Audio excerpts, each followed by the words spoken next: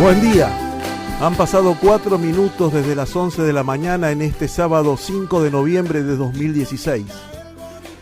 Momento propicio para comenzar un nuevo programa del Defensor del Pueblo, la emisión número 319. Por eso nosotros estamos acá, precisamente con el Defensor del Pueblo, Abraham Leonardo Gac, junto a Valeria Fernández, Juan Sidawi en los controles técnicos, nuestras invitadas especiales de hoy, Gabriela Peirano, Susana López, un servidor, Enrique Pochat, dispuestos a comenzar este nuevo servicio del Defensor del Pueblo en la transmisión que hacemos todos los sábados acá desde los estudios de FM en Tránsito en Castelar, municipio de Morón, provincia de Buenos Aires. Comunicación que se hace posible porque ustedes han sintonizado sus receptores en el 93.9 de la frecuencia modulada o quizás están conectados desde cualquier lugar del planeta a través de internet www.comunicacionsocial.org.ar o www.fmentransito.org.ar.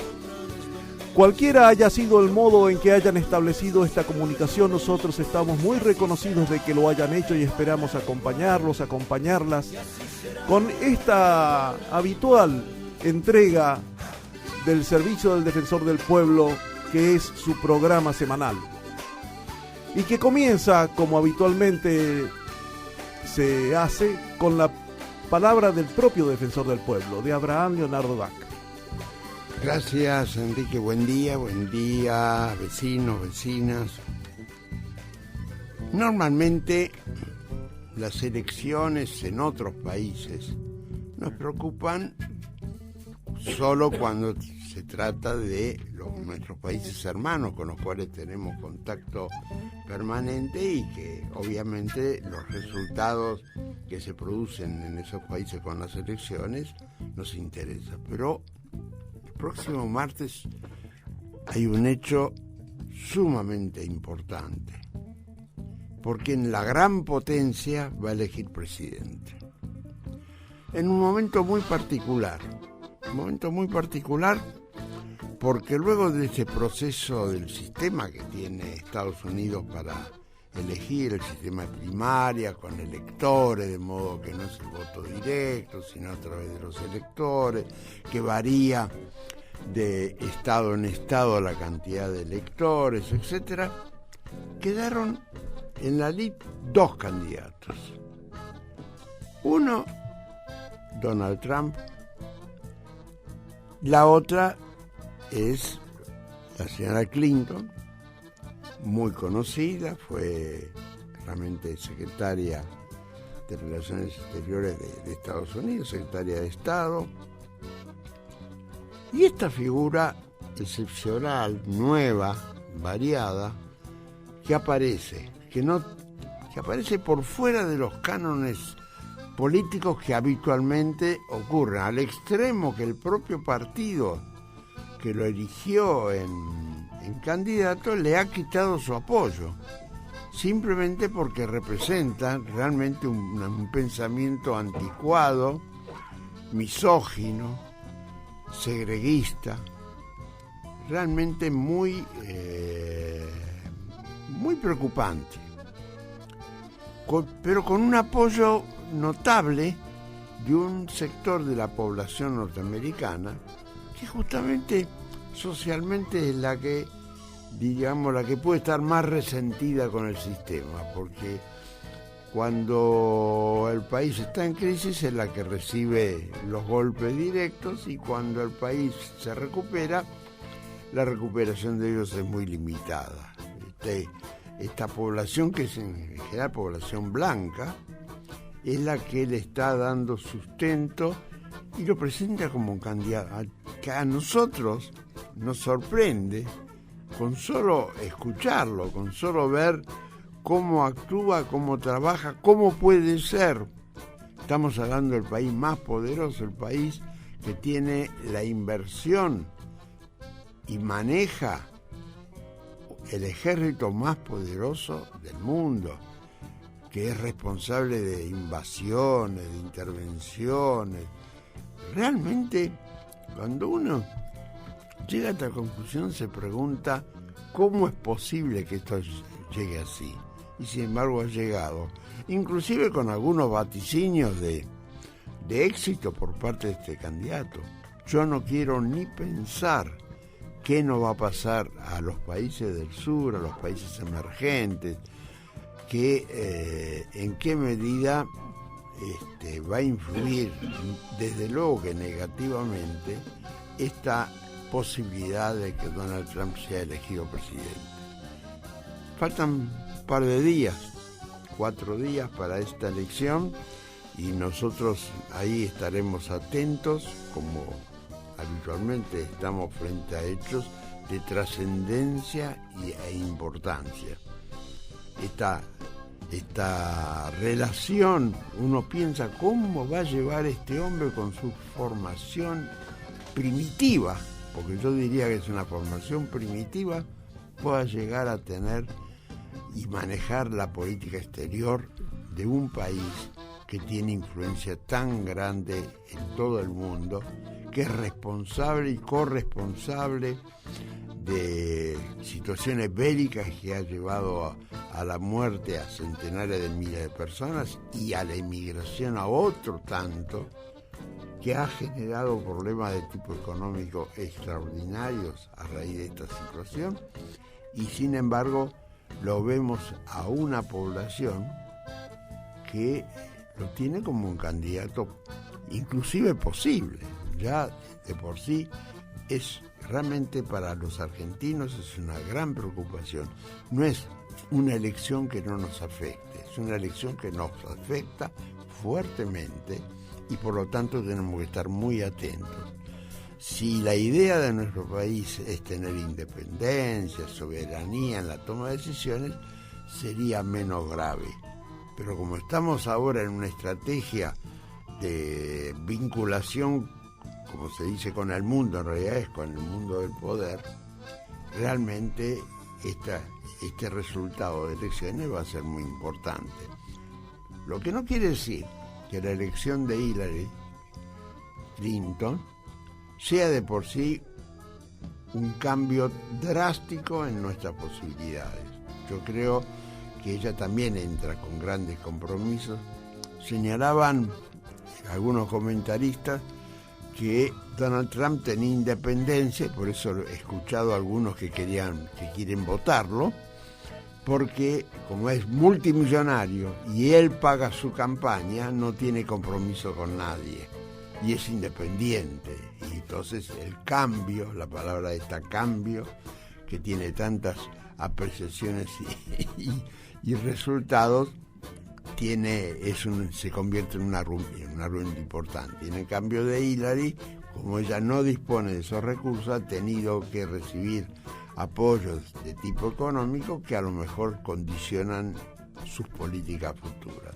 Habrá que ver, nos queda pocos días para saber el resultado, pero nos queda varios años para saber cuáles son las consecuencias de este hecho político tan importante. Muy bien, enseguida regresamos con el programa del Defensor. Y regresamos a este programa 319 del Defensor del Pueblo, y como siempre invitamos gente importante. Hoy la tenemos a Gabriela Peirano y Susana López, mamá de Alejito, abuela de Alejito. Alejito es un niño que se hizo muy conocido por su lucha, un guerrero que luchó contra la leucemia varios años. Falleció a mitad de año, pero Gabriela y su familia capitalizaron esa pérdida y esa pelea que tuvo este niño en construir. Y construyeron o están construyendo una fundación para que se entienda que la donación de médula ósea es importante, porque a veces salva vidas, pero a veces simplemente da oportunidad de tener una vida mejor, y es fundamental que todos tomemos conciencia de esto. Así que está en plena campaña para contarle a todo el mundo, al que quiera escuchar y al que no, lo que significa donar médula.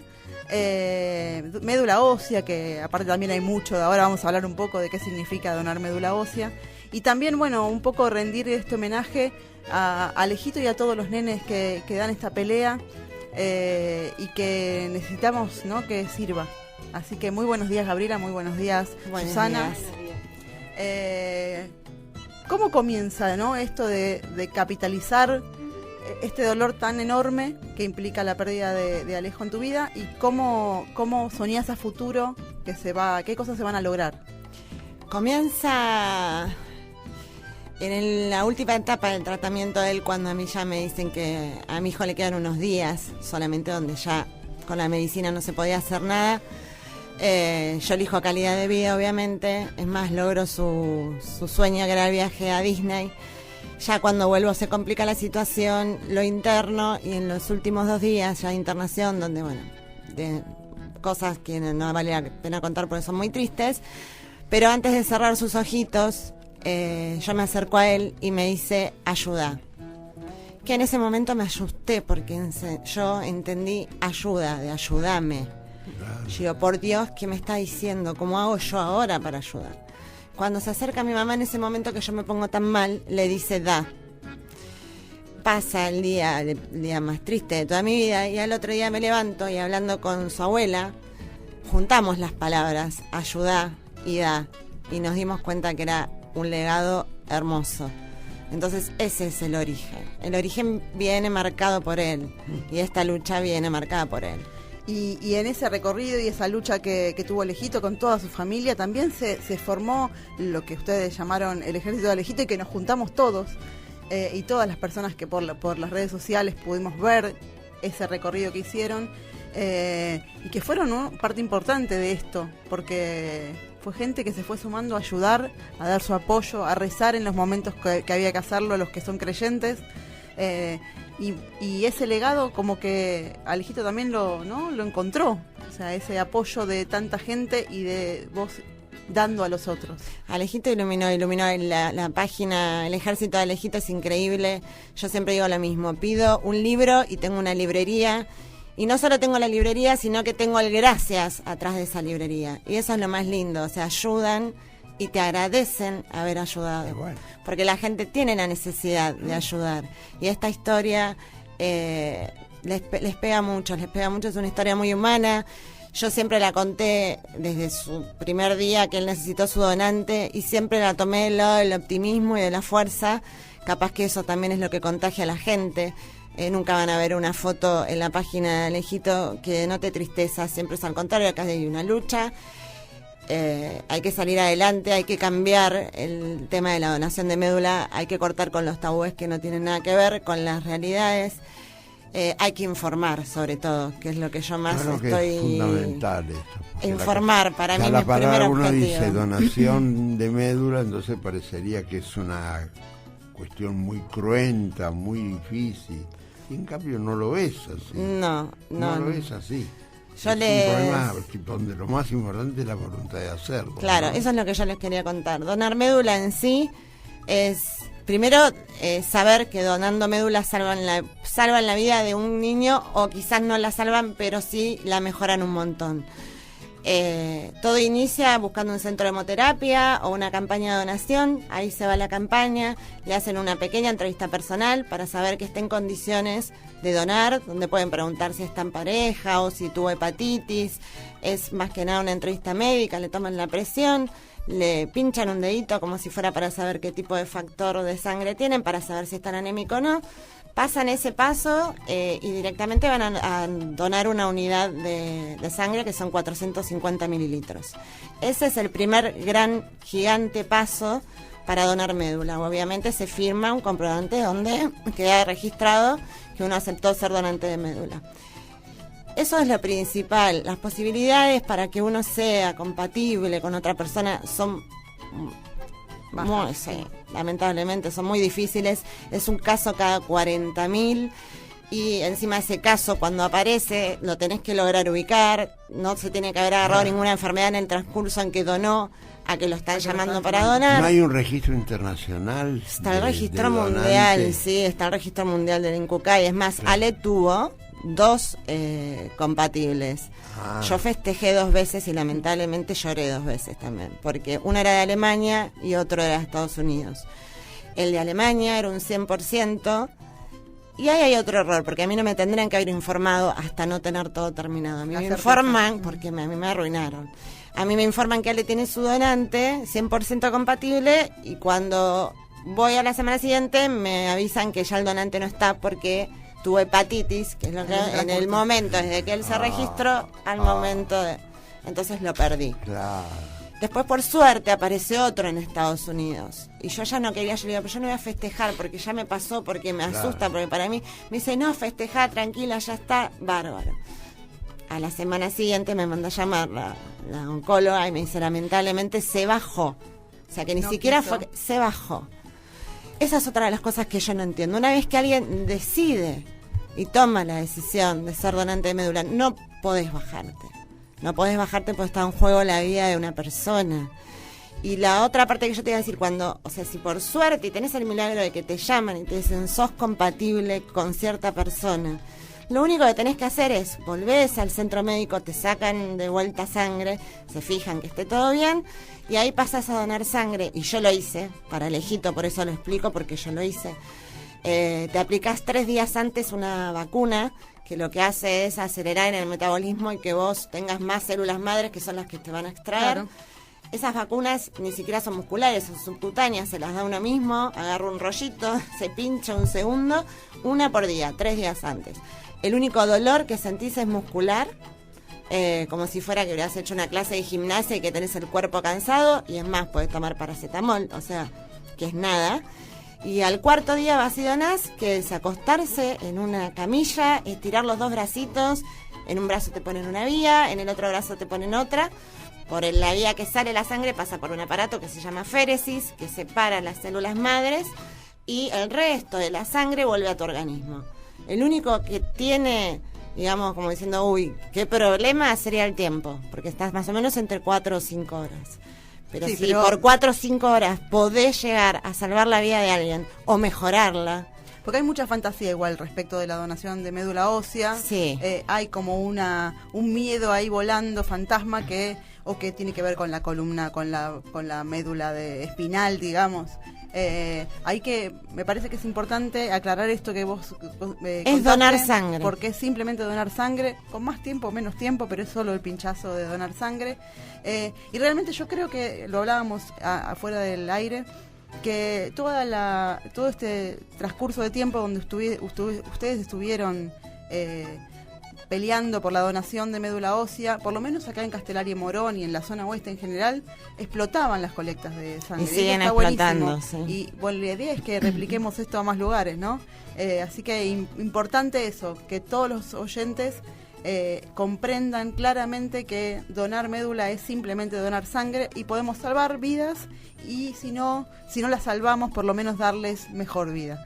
Así que es fundamental eso. Claro, los requisitos, antes que nada, fundamentales, hay muchos requisitos y después cada uno lo tiene que evaluar con un médico, pero sí o sí están los que tenés que ser mayor de 18 años, pesar más de 50 kilos, con eso son muy estrictos, y tener una buena salud. En la buena salud, obviamente, ninguna enfermedad infectocontagiosa, o no estar en algún tratamiento, o no estar amamantando, pero bueno, después es muy particular de cada uno, y en la página del INCUCAI, si uno entra, está todas las respuestas a cada una de las enfermedades que uno puede tener para saber si pueden o no donar. Y en la página de Facebook de el ejército de Alejito también ahora yo incluso lo imprimí, todas las particularidades que tiene, cómo se puede ser donante y cómo no.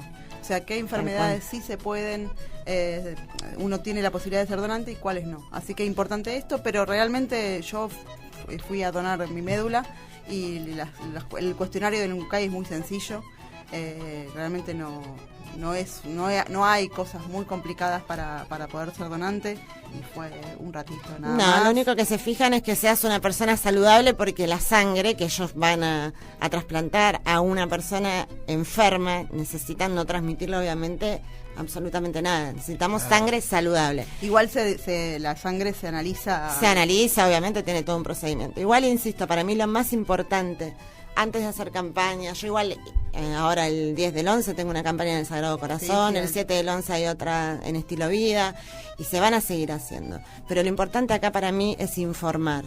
Yo la semana pasada empecé en el Colegio Gandhi de Castelar con todo el secundario, que para mí es donde hay que ir a despertar a la juventud y que no pase lo que nos pasa a nosotros, donde me incluyo, porque cuando a mí me dicen tu hijo necesita un trasplante de médula, yo no tenía idea de lo que me estaban hablando. Entonces yo soy parte de ese desconocimiento y es lo que no quiero. Entonces si no lo quiero, tengo que hacer algo para que no pase. Y me parece que lo mejor es informar a los adolescentes y que después sean los mismos adolescentes, una vez que ellos saben, los que le plantean a sus padres, a sus tíos o familiares por qué no son donantes de médula. Totalmente. Entonces mi idea es abarcar todos los colegios e ir informando a todos los secundarios. ¿Cómo hacemos para que eso suceda? ¿Qué hace falta para que la Fundación del Ejército de Alejito logre ingresar a las escuelas, o que haya no sé si una ley, un programa, algo que informe a estos estudiantes sobre la donación de médula ósea? Y acá es donde voy a empezar a necesitar apoyo. Yo ya empecé a visitar al Yo creo que un argumento importante es que algunos de los donantes pueden llegar a necesitarlo también por su lado. Tal cual. Todos podemos necesitarlo, eso es así. Les puede tocar a todos. Yo siempre le digo. Tiene que ser uno muy chiquito. No, yo siempre digo lo mismo. Es una ruleta rusa. Por un lado van disparando y cuando te toca, o te tocan la puerta, pero no hay ningún tipo de distinción para que te toque o no te toque. Le toca a cualquiera. Mi hijo era saludable 100%. Un divino total, 5 años, empezó primer grado espléndido, a los tercer día lo único que tenía era cansancio. Vino a su casa, estaba de ánimo divino igual, se acostó en la cama, se puso a jugar, pero lo veía cansado, como que no levantaba, pero un cansancio que solamente una madre puede pensar que atrás de ese cansancio hay algo. No hubo nada así grave como para decir, uy. Y bueno, después de ir obviamente al pediatra y que me digan que estaba intoxicado, ir a otro médico y que me digan que tenía gastroenteritis, y seguir con la madre que gracias a Dios tiene ese instinto que te dice no, hay otra cosa. Claro. Al tercer día lo llevó al San Juan de Dios y yo pido un estudio de sangre. Pero es así, no hay no hay algo de lo que puedas darte cuenta, o sea, no hay para detectarlo, no hay síntomas. Muy de vez en cuando hay hematomas, moretones. Eso es importante. Sí, a veces sí, el síntoma de la leucemia son los moretones. En el caso de mi hijo no tenía un solo moretón y lo único que tenía era cansancio. Y aparte, bueno, la fundación, tenés este proyecto mayor que es que se traslade la información a las escuelas secundarias en principio, a toda la población, pero además también es el día a día de ayudar a otras familias que están en una situación compleja y que tienen necesidades muy puntuales, ¿no? En algunos casos es buscar un donante, para eso seguimos en campaña constantemente, pero además necesidades básicas, ¿no? Sí, nosotros ahora estamos ayudando a Joel, un nenito ya trasplantado, pero que vive en unas condiciones totalmente inadecuadas para un nene post-trasplante. La casa es muy humilde, encima está alquilada, no la dejan. Bueno, hay un montón de problemas en los cuales yo no puedo ayudarlo. Yo sí pude ayudarlo en lo que es contención, yo fui a visitarlo. Que se traslada, porque tampoco se puede evitar que un miembro de la familia no se entere. No, ahí es donde yo necesito el apoyo del poder, digamos, del Estado, y por eso yo ya visité a las distintas intendencias y a los municipios. Por suerte nadie me cerró las puertas, todo lo contrario.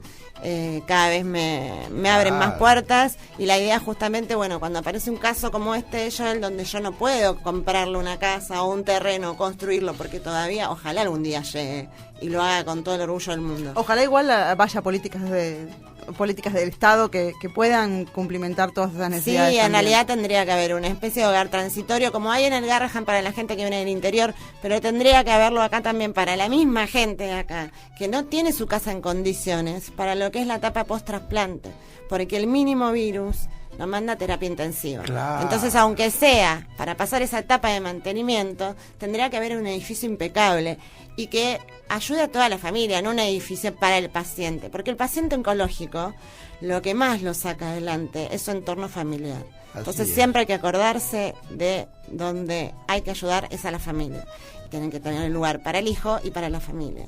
También los hospitales, yo estuve en el Italiano, que es un gran hospital, en la primera recaída de Ale, cuando me dicen que le volvió, o sea, en unos primeros peores días míos, y me mandan una habitación compartida donde había otro nenito oncológico, donde me separaba una cortina de tela que me daba en la cabeza. Si yo quería dormir al lado de mi hijo, tenía que comer arriba de una valija. Eso no puede pasar. Hay plata para hacer más habitaciones en los hospitales. Los chicos oncológicos necesitan su habitación, aunque sea mínima, chiquita, pero independiente. No se puede compartir. Claro. Porque es mucho el dolor que pasa a la familia para encima compartirlo con otra familia. O sea, es el llanto de un nene y después el llanto del otro y se contagian. Hay que hacer muchísimo. Por eso, tengo que hablar de todo lo que hay que hacer, no terminamos más. Pero bueno, por eso digo, hoy para mí lo principal es informar. Me quedo con eso. Pero acá lo importante, desde luego lo que están haciendo, es extender el conocimiento. Quitar el tabú de lo desconocido. Porque yo creo que esto es una de las cosas peores que pueden pasar.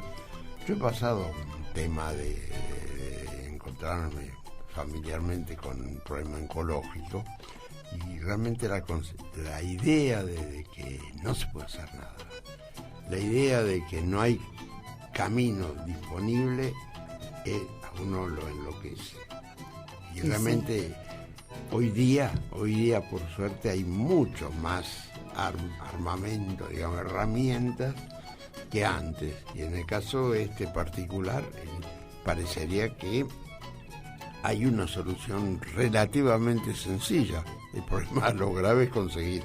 Claro, pero esa casa tendría que estar ya, por eso no tenemos solamente que la cambiar. casa, me refiero que es un problema que de alguna manera se resuelve con cierta facilidad. Usted tiene el donante correspondiente, con eso se resuelve. También no es una cruenta operación quirúrgica ni nada. No, ni donar ni recibir. Claro, una de las dos etapas, los problemas siempre los digo yo, los tiene el paciente oncológico, tanto en la previa al trasplante como el post-trasplante, porque pueden venir el tema de los rechazos. Claro. Pero en la parte del donante de médula no tiene nada doloroso en ningún momento.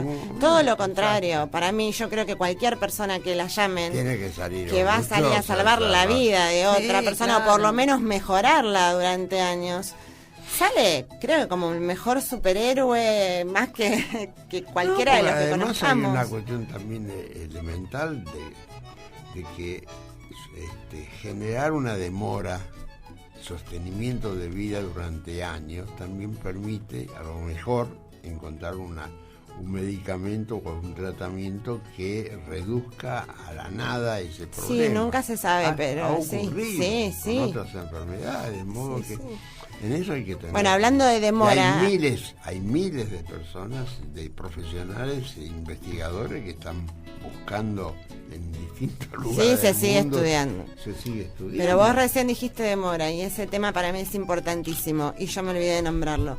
Cuando uno va a un centro de hemoterapia a donar médula y aparece registrado en el INCUCAI, pasan nada más y nada menos que 6 meses a 1 año. Entonces, ese tema es también terriblemente importante y ya lo tenemos que cambiar. ¿Y por qué pasa? Porque no tenemos el laboratorio de alta complejidad acá en la Argentina para el tercer paso. Ellos lo dividen en 3 pasos. Realmente yo no estoy tan informada técnicamente como para decirle qué paso está. Yo sé que el primero y el segundo se hacen acá con un laboratorio de baja y mediana complejidad. El tercero necesitan un aparato que ni siquiera todavía sé el nombre y no lo informan, que está en Estados Unidos. Entonces, no hay acá en la Argentina. Acá no hay. Ese es mi problema. Digo, ¿cómo ridículo, puede ser que para acá, medir la compatibilidad entre donante y... Lo estamos hablando de chicos oncológicos que están esperando su médula para tratar de tener una segunda oportunidad. Vos no te podés tomar 6 meses a 1 año. Porque a mí me pasó y cuando yo... Porque lo mandan a Estados Unidos. Porque lo mandan a Estados Unidos. Sí. Es más, hay un pedido, hay una página que se llama Una Médula para Almita, y tanto la mamá de Almita, Mayra, como Estela, y no sé si la hermana también, presentaron el proyecto de ley ante el Congreso, donde le piden 500.000 firmas. Y yo en un momento digo, no, acá no se tiene que pedir ni una sola firma. Esto tiene que entrar derecho al Congreso y tiene que aprobarse ya. Y el laboratorio tiene que estar. Encima, por lo que yo leí, el tema de infraestructura está, la gente capacitada está. Lo único que falta es el aparato. Y no me interesa lo que salga el aparato. ¿Qué número en dólares puede tener? Sí. La plata estoy segura que está. Ahora el problema es por qué no está y qué seguimos esperando. Bueno, entonces también vamos por esa ley para que también se apruebe, ¿no? Me imagino que estarán apoyando. Almita también es una página que es de todos por Almita que se sigue. No veo por qué hace falta una ley. Eso es una decisión política. Tal cual. Es una decisión política que en el Ministerio de Salud tendría que tomarla. Sí, bueno, por eso estamos también. Yo no entiendo ni siquiera el pedir 500.000 firmas, me parece una ridiculez. Por eso, 0 firmas, es algo que tiene que entrar derecho, firmarse y comprar el aparato. Que insisto, lamentablemente todavía no encontré quien me pueda decir, este aparato tiene estas características y sale tanto. Pero no se me ocurre igual ningún tipo de aparato que sea tan caro como para no tener los recursos. ¿Por qué razón? No sé, no informan. ¿Pero los médicos de acá saben de qué aparato es? Sí, se sabe. Yo por eso me quiero juntar con la gente del INCUCAI y tengo un par de senadores también para ir a hablar. Porque averiguar qué significa en costo el aparato. Igual es todo muy raro, porque también está ese laboratorio de alta complejidad con el que tiene la negociación el INCUCAI para terminar este estudio, también está en Brasil. Entonces mi otra pregunta es, ¿por qué negociás con Estados Unidos y no con Brasil? Si con Brasil igual ya cortamos. Igual, lo fundamental es que está acá, ni Brasil ni Estados Unidos. Pero igual tampoco se entiende, si estando en Brasil, ¿por qué se hace con una máquina de Estados Unidos? O sea, hay un tema donde no se brinda mucha información y la verdad que... Seguridad, no sabemos, va. No lo sabemos. Después hay otro tema principal que médula se puede donar con cordón umbilical. Eso es importante, se está informando. Se está informando, pero también es terrible saber que somos 23 provincias, de las cuales solo 7 tienen hospitales para donar el cordón. El resto va a un tacho de basura. Y ese cordón que va al tacho de basura puede salvar una vida. Entonces, ¿por qué va al tacho de basura? Porque en los hospitales, por lo menos un hospital en cada provincia, no tiene su equipamiento para hacer conservar el cordón y todas las condiciones que necesitan para aunque sea uno por provincia. No es nada raro, sino que sacan un pedacito de cordón umbilical en el momento del parto. Eso todavía es mucho más fácil y ni siquiera lo hacen. Solo 7 provincias de las 23. El resto van todos a la basura. ¿Y esas provincias que lo hacen realmente? ¿Se cumple? Algunos. Acá, por ejemplo, tenemos el Garrahan, que tiene un convenio con 7 hospitales. Solamente. Tendrían que estar todos los hospitales. Y solo con 7 hospitales lo podés hacer. Sí, que es solo la conservación, lo que tienen que modificar la conservación de ese cordón para... Si no, después obviamente está lleno de empresas particulares que cobran por conservar el cordón, pero que tampoco sirve, porque esas empresas que te cobran por si vos lo necesitas, no por si otra persona lo necesita para salvar la vida. No hay compatibilidad. No, o sea, para donar el cordón es solamente el convenio que tiene el Garrahan con 7 hospitales acá, donde también acá deberían estar todos. Pero así que bueno, entonces por eso bregamos porque el Estado cumpla con todos estos requisitos necesarios para que nadie va a erradicar ni la leucemia ni ningún cáncer en niños ni en adultos, pero sí ir hacia adelante en la investigación y el mejoramiento de la vida de estos pacientes, ¿no? Que son personas y que tienen derecho. Porque además es una enfermedad terriblemente extendida, ¿no es un caso? No, lamentablemente yo recién decía eso. Yo cuando empecé con Ale en los hospitales, yo no sabía de la leucemia realmente, no sabía del cáncer. A mí me tocó aprenderlo en la peor situación, digamos. Pero era todos los días, conocer una familia nueva. Uno en su mundo, en el de afuera, en el trabajo, en el colegio, en los cumpleaños, está afuera de otro mundo que es el que está dentro de un hospital. Cuando entra al hospital, un pasillo oncológico, la cantidad de gente que entra y chiquitos, lamentablemente, es cada vez mayor. Y yo en la página, el Ejército de Alejito, la cantidad de madres que me escriben, porque se piensan, más allá, no sé, como que yo tengo alguna información médica que lamentablemente todavía no lo tengo, si puedo hacer todo lo que es apoyo emocional, que siempre les digo que para eso voy a estar, pero ellas me escriben contándome que lamentablemente su hijo tiene leucemia, que qué pueden hacer, y cada vez me escriben más, y a mí me asusta, son muchísimos los casos, la verdad que son muchísimos. Entonces son muchísimos y que no hagamos nada, o sea, hay mucho por hacer. Lo del INCUCAI y el laboratorio es ya, lo de las provincias del cordón umbilical es ya, lo de la información en los colegios debería ser una materia. Yo voy a seguir informando en los colegios, pero ya habría que modificar el programa de educación y poner una materia, aunque sea en el último grado del secundario, porque como recién donás a los 18, donde los chicos ya terminen y lo hagan. No es una cuestión de hacerlo obligatorio, es una cuestión de informar, y cuando uno se informa lo va a hacer. Los argentinos somos solidarios, y una vez que explicas que no duele, van a ir todos a hacerlo, pero hay que explicar, hay que difundir, los medios tienen que colaborar. Sí, y bueno, y un poco en ese contexto, el día 9 de noviembre es el día del donante, así que vamos por eso.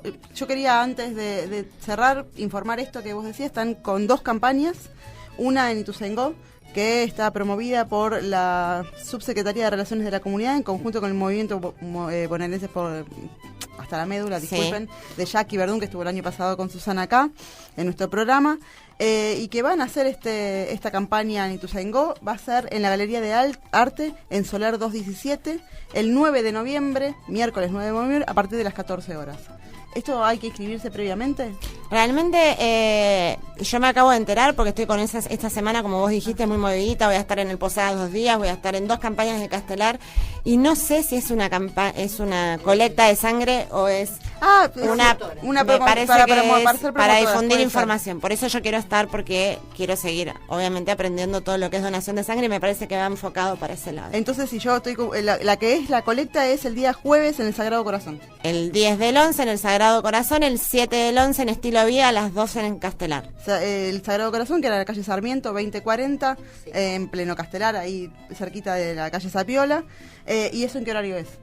De 9 de la mañana hasta las 14 horas. Perfecto, así que ya en principio invitamos a que todos los oyentes, y lo vamos a difundir también en nuestras redes sociales, y que decimos, aparte, que ustedes, que los oyentes puedan acercarse por las redes sociales al Ejército de Alejito y acercarse a donar, que es simplemente media horita de su vida que van a sentir un pinchacito y nada más, que realmente es un acto solidario y que da vida, como dice la campaña, donar sangre es dar vida. Así que en principio esas dos campañas y esta capacitación que hay de promotores de donación de sangre y médula ósea, ¿no?, en Ituzaingó.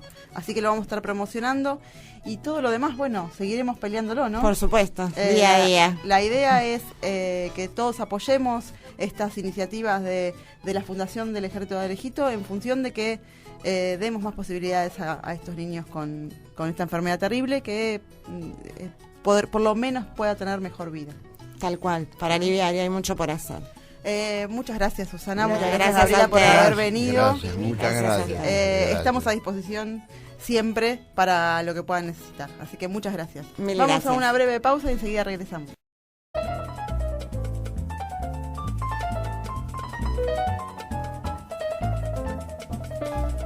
Y regresamos al programa del Defensor del Pueblo.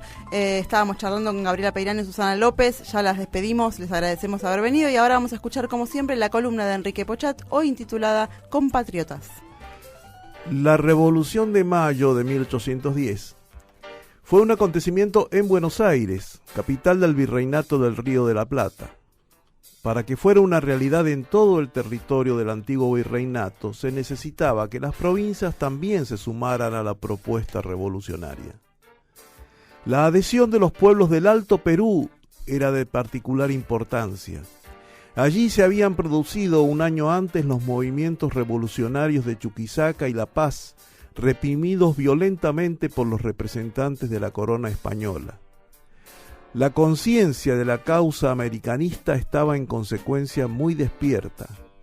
Además, la plata del Alto Perú había sido el principal recurso financiero del Virreinato del Río de la Plata, y era necesario contar con ese recurso para la vitalidad de la nueva etapa iniciada con la Revolución. La Junta de Gobierno formada en Buenos Aires dispuso por esa razón el envío de un ejército con el nombre de Expedición Auxiliadora para asegurar la causa revolucionaria en el norte.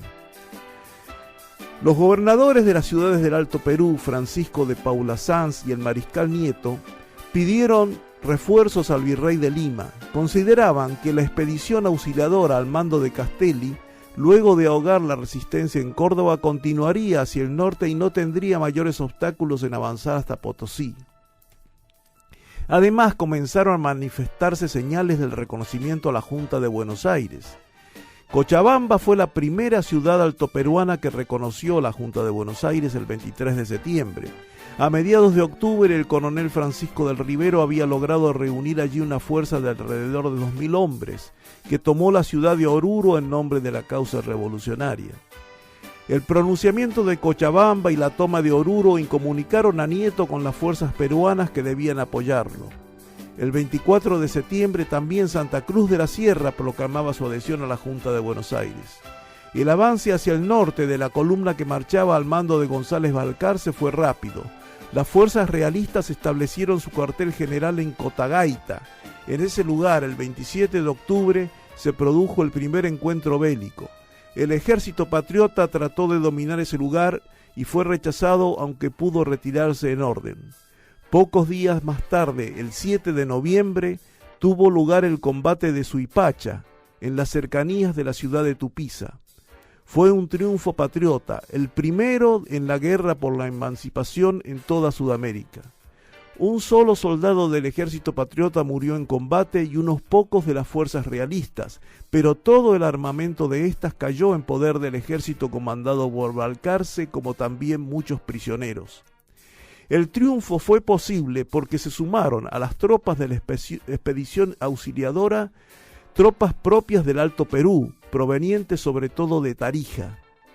En el ejército enviado desde Buenos Aires participó también el regimiento de pardos y morenos, integrado por los esclavos africanos o americanos descendientes de africanos, que se había formado luego del rechazo a la invasión inglesa en la capital del virreinato en 1806. Los esclavos descendientes de africanos continuarían combatiendo en las más importantes batallas libradas por la independencia de Sudamérica. El próximo lunes se cumplirán 206 años del combate de Suipacha, cuya repercusión política en su momento fue muy importante. Potosí depuso al gobernador Sanz el 11, formándose una junta de gobierno patriota. El 12 de noviembre se impuso una revolución popular en Charcas y se apresó al mariscal Nieto y al general Córdoba. El intendente Domingo Tristán de La Paz, ante la inminencia de la llegada de las fuerzas de Buenos Aires y de Cochabamba, también reconoció a la Junta de Buenos Aires el día 13. El 15 de noviembre, las últimas reservas del coronel Pierola fueron derrotadas en la Pampa de Aroma. Todo el Alto Perú quedó en poder de los revolucionarios. Castelli, jefe de la expedición, ordenó el fusilamiento de los jefes realistas, Nieto, Sanz y Córdoba en la Plaza Mayor de Potosí. También autorizó saqueos, confiscaciones y consintió otros desmanes de las tropas en perjuicio de los vecinos. Estas actitudes provocaron rechazo en las poblaciones. Por otro lado, la permanencia inactiva de las tropas patriotas en Potosí durante 2 meses relajó la disciplina y el espíritu de combate. Además, las actitudes ofensivas hacia el sentimiento religioso de la población altoperuana provocó el rechazo de esta a las autoridades de Buenos Aires. Esto fue fatal para la causa americana. El general realista Goyeneche recibió refuerzos de Lima. El ejército comandado por Castelli y González Balcarce fue derrotado el 20 de junio de 1811 en Huaki y debió retroceder hasta Jujuy. Los realistas dominaron nuevamente toda la región. Los pueblos del Alto Perú continuarían hostigando a los españoles durante 15 años, capitaneados por jefes patriotas como Manuel Padilla, Juan Azurduy, Ildefonso de las Muñecas, José Antonio Álvarez de Arenales y otros. En Salta, la milicia de gauchos organizada por Güemes defendió la frontera del avance de las tropas realistas desde el Perú. Los acontecimientos en el Alto Perú, la batalla de Suipacha, entre ellos, son parte de la historia común de América y particularmente de argentinos y bolivianos. Al cabo de los años, es bueno que los conmemoremos unidos en nuestra patria grande, como lucharon unidos hace más de 200 años en Suipacha y en todos los combates por la independencia, los nativos de las diferentes regiones del virreinato, criollos, pardos y morenos. La batalla de Suipacha y los hechos posteriores a ella nos enseñan que ningún triunfo es definitivo, aún el de las grandes causas. Hay que administrarlo con sabiduría para fortalecerlo. Y un rasgo clave de esta sabiduría que se exige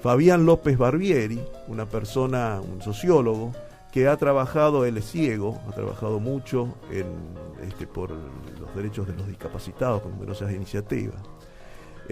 Guillermo Fatiga Reynoso, es un reconocimiento post-mortem como ciudadano ilustre. Él fue un folclorista integrante de los Manceros santiagueños, y el conocido escritor Eduardo Sacheri, acá digo. Entonces todos ellos, y lo notable es que fueron presentados por diversos concejales sus candidaturas, pero todas fueron votadas por unanimidad en el Consejo Deliberante. Estaban los integrantes de todos los bloques presentes. Muy bien, agradecemos entonces que sigan estas buenas prácticas del Consejo Deliberante, que es la Casa del Pueblo, así se le dice. Bueno, contamos brevemente unas cositas para lo que es el fin de semana. Hoy a partir de las 14 horas va a estar, como siempre decimos, en el Transformador, el mercado agroecológico, que abre sus puertas hasta las 14 horas para encontrar productos libres de agrotóxicos provenientes de economías solidarias y cooperativizadas, donde se respeta la dignidad de los trabajadores y valorando los recursos naturales. Así que los invitamos allí en Caseros al 200, a pocas cuadritas de la estación de Aedo. También, algo muy importante que debemos recordar es que el día lunes se declaró el asueto a los empleados municipales. Se declaró asueto por el Día del Empleado Municipal, que es el día 8, así que no va a haber actividad en la Defensoría del Pueblo y en la mayoría de las áreas municipales. Claro, solamente van a funcionar los servicios propios de emergencia, ¿no? Sí, las cajas municipales funcionan y por supuesto el Hospital de Morón tendrá su servicio habitual. Y después contarles algunas cositas. Va a haber una fiesta popular en el oeste que se llama La Dominguera. Va a ser el sábado 13 a partir de las 12 horas. Va a haber barra económica, bandas en vivo, la presentación de Catanga Orquesta, feria de emprendedores, radio abierta, torneos, inflable para chicos y muchísimo más. Va a ser en el Centro de Veteranos de Guerra de Morón, en la calle Quintana 462, allí en el centro de Castelar. No se suspende por lluvia, la entrada es de 20 pesos para los mayores y gratuita para los menores. Esto está organizado por los alumnos y alumnas de la Tecnicatura de Comunicación Popular Morón y el Frente de Comunicadores Populares del Oeste. Después también vamos a contar la fiesta que se hace el 19 de noviembre de 16 a 21, fiesta Flor de Tilo, en la calle Santa Fe 836 en Morón. Y bueno, y ya nos retiramos porque son las 12 y es momento de irnos. 12 horas, 1 minuto han pasado de este sábado 5 de noviembre, momento entonces de finalización de este servicio del Defensor del Pueblo, pero la actividad del Defensor del Pueblo continúa durante toda la semana. Abraham Leonardo Gacki y su equipo de colaboradores estamos dispuestos a atender de la mejor manera posible tu denuncia, tu consulta, tu pedido de orientación en la sede de la Defensoría del Pueblo, en Bartolomé Mitre 877 de la ciudad de Morón, de lunes a viernes entre las 8 de la mañana y las 3 de la tarde. En la próxima semana será de martes a viernes. También los martes de 9 a 12 hay atención en el Centro de Jubilados Santa Rosa de Fray Botaro 3736 en Castelar Sur. Los jueves en el mismo horario de 9 hasta el mediodía en el Centro de Jubilados San Juan de Miró 2860 en Castelar Sur. Y los viernes de 9 a 12 en la Sociedad de Fomento Cultural y Deportiva Intendente Agüero, Osanam 1875 Morón Sur. Las comunicaciones también se pueden establecer por teléfono a la línea gratuita del Defensor del Pueblo 0800-666-0957 o por correo electrónico defensor@defensoriamorón.gov.ar. En la página web de la Defensoría www.defensoriamorón.gov.ar, junto a noticias, junto al resumen de estas audiciones, también hay una sección especial para recibir demandas de las personas que deseen comunicarse por ese medio. Y nosotros estaremos nuevamente el próximo sábado. Hasta entonces nos despedimos, les deseamos una muy buena semana de trabajo, de encuentro con la familia, de encuentro con los amigos, con los compañeros, de trabajos tan importantes como los que hace Gabriela Peirano, que hoy estuvo con nosotros y a los cuales nosotros debemos tomar ejemplo para trabajar siempre por la paz y la justicia.